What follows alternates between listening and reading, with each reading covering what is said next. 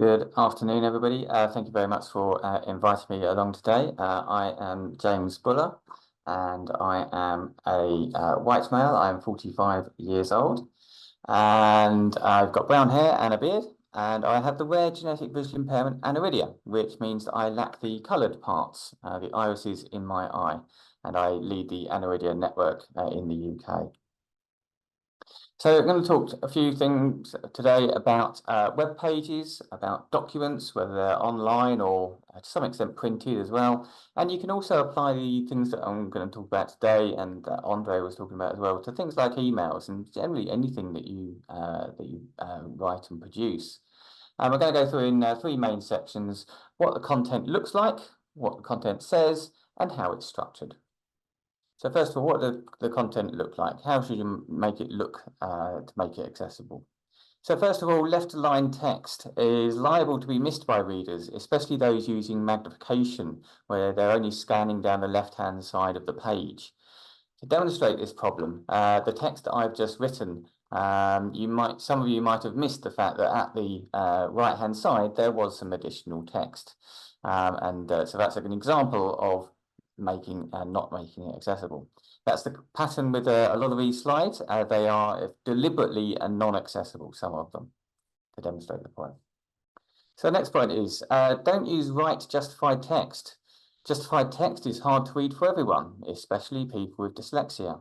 This is because the wide gaps between words called so-called rivers of white down the page.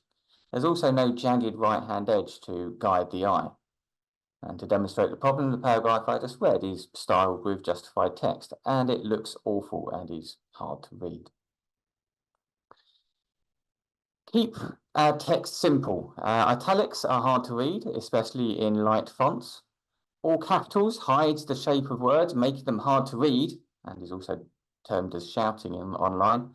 Underlined hides the bottom of letters, G, I, P, and Q and Y, for example. When you put them links, it makes them hard to see the tails of the letters.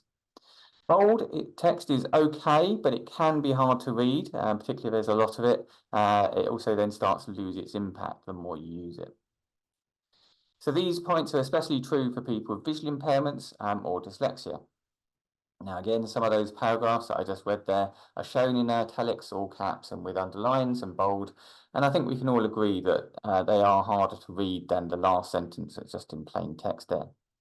Another point to note is that for screen readers, those devices that people with visual impairments might use to read out the screen rather than seeing the text on it, screen readers typically won't read out these kind of stylings. So bear in mind that they will be lost on people who can't actually see them. Use colours that contrast well. To get your message across effectively, it needs to be easy to read. You can check this with some of the tools that Andre mentioned, or another one I can recommend is purely online is whocanuse.com. This helps people with visual impairments. On this slide, there are two lines that don't contrast well with the purple background. The dark grey text is an extreme case of poor contrast. The light grey text is also just slightly too dark to meet the contrast requirements. Let's think about now what the content actually says. Avoid or explain acronyms and jargon. All acronyms must be explained when first used. Alternatively, just always explain the acronym and don't use the acronym at all. Explain, rephrase, or remove jargon where possible. This is a requirement of the W3C, WAI, WCAG, AAA. That last line there demonstrates why this is important. Those acronyms are not explained to you, and it won't make sense to many people, perhaps including you. For information, that meant the World Wide Web Consortium and the Web Accessibility Initiative, who created the Web Content Accessibility Guidelines at the AAA level. Use descriptive link text. The text of every link should describe where it goes to, without having to read any text around it. Especially avoid read more by itself or here as link text. Avoid links that are wordy as well or just purely URLs.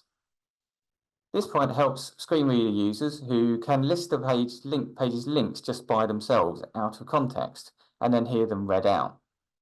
And on screen now is a screenshot of the JAWS screen reader doing just that.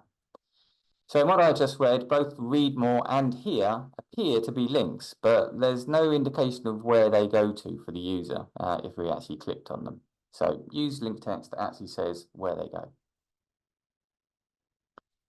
If you have a graph of any kind, the values from that data also need to be provided in plain text format as well. Now, usually you do that with a data table. Also with graphs, make sure that the lines are significantly different from each other so that people who have colour vision deficiency or colour blindness can tell them apart. So a good way to do that is to use dashes for one and solid lines for another and stars or something for a third line. It can be particularly difficult when, as here, the lines cross over each other and it can be difficult to tell which one goes up and which one goes down. Think about not just with the interface, but the wider service that you're providing. Provide both oral and text-based contact methods, such as phone or in-person and email and web chat. This is for people who struggle with just having one method. For example, a deaf person may well struggle to use a phone, while a person with dyslexia might strongly prefer a phone call compared to writing and reading emails. If you only provide one contact method, you're likely to block out or deter some people from contacting you, so provide options. Consider if there is enough information to be inclusive in what you've produced. For example, what accessibility features does the event have or not have? Have you mentioned that? Is the report that you've produced available in alternative formats? Have you told people that it is? Can such formats be published too? Can you provide them directly on your website rather than people having to come to you and ask for them? And how can any other formats that you might be able to produce also be requested? Lastly, let's look at how the content is actually structured. Follow these guidelines. Use short, concise paragraphs. Here we have 120 words of pretend text shown as both one big, solid paragraph and as 3 small paragraphs. I think we can agree that the second option looks much more inviting to read and so is much more likely to communicate your message effectively. Use lists. Lists give, with bullet points, give structure to text, making it easier to read. So use bullets for underordered lists and numbers for sequences. Use headings. In Word, you can apply heading 1 style to documents, but don't use the title style. There should be only one heading 1 for any one document or web page, and then major sections should use a heading 2 style. If there are subsections, use heading 3 and then heading 4 and so on. So use higher headings levels to indicate more important sections. And if you can, avoid skipping sections, but it's not absolutely essential. Don't use headings just to make a big, bold text. Text styled big and bold is not a heading, particularly in case of screen reader users trying to navigate your document. Website content management systems are generally the same as this, but there can be some differences. If you're using PowerPoint, then except for the very important slide title, be aware that there are no headings to structure your content in PowerPoint. And in Excel, it's deceptive. There are heading styles, but again, they are not in reality heading styles, again, for the purposes of assistive technology, such as screen readers. So you can use them, but don't rely on them. So all this is, as I say, particularly important for screen reader users who can jump to a particular section rather than having to listen to all of your document continuously. They can just jump to the particular bit that they want.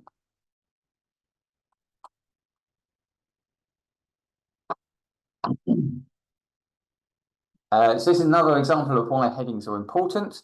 Here we've got a little sample document. And if we were listening to this with a screen reader when we just brought up the headings by itself without the rest of the content, then this is what we might hear. H2, I thought it was brilliant. So that doesn't really give us any helpful. So there's no heading 1. Heading 2 seems to have been used to be making a quote prominent, as it's unlikely to be a section heading. And the heading 3 level is completely missing, and the heading 4s don't make any sense due to a lack of context. It just says by car and by train. So let's see what it perhaps could have said instead.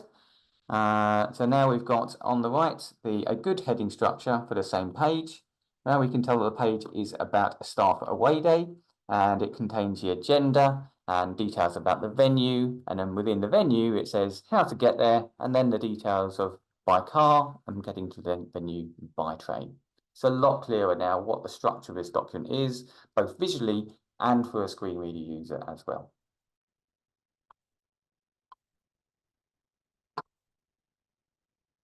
Provide a table of contents for a similar reason. This is really useful for lots of people to be able to get to the part of the document that they really want to.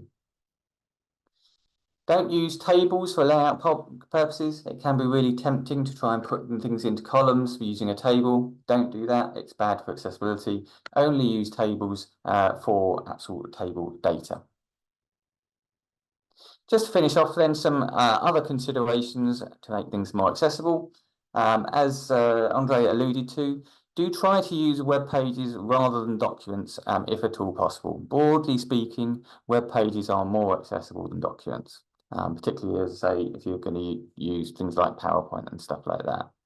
So yeah, do prefer to put your content just directly on a web page rather than putting it in a download. Do prefer a file though if the content really needs to be downloadable and editable by the user, or available to the user offline, or perhaps is like highly designed, so maybe it's an InDesign document or something like that, or it's intended to be read as one kind of complete package, which might be not desirable to do on a web page. If in doubt, publish both. You can, in Microsoft applications, there is a very handy accessibility checker, which you can get to in a few different ways, check your particular version, but you can basically get Word, PowerPoint and Excel to alert you to the accessibility problems within your document. Be aware it won't find all of the issues, but it's a really good starting point and is a really good way of learning about accessibility too. Few things you can do to, as well as following these guidelines, is to actually really start to understand what these the issues are, is learn to test with a screen reader. If you've got a Windows device, you've got narrator built into it. If you've got a Mac, you've got VoiceOver. Learn how to use them. Just find out how it works, just to get a sense of the kind of issues that people face when using those devices. More generally, consider what barriers a person with each type of disability would face with your content and remove them. Look at your content and think, how would someone with dyslexia, sight impairment, autism, and so on, think about it from their point of view and make adjustments accordingly. I've provided some references here if we provide slides afterwards. WebAIM is a really good place to go and get an accessibility checker for your web pages. AbilityNet has some great guidance and provides consultancy, and DQ has lots of other guidance and tools, and also lots of free courses. In particular, if you have a disability, their accessibility course is freely available. Thank you very much. I'll hand over to the next person.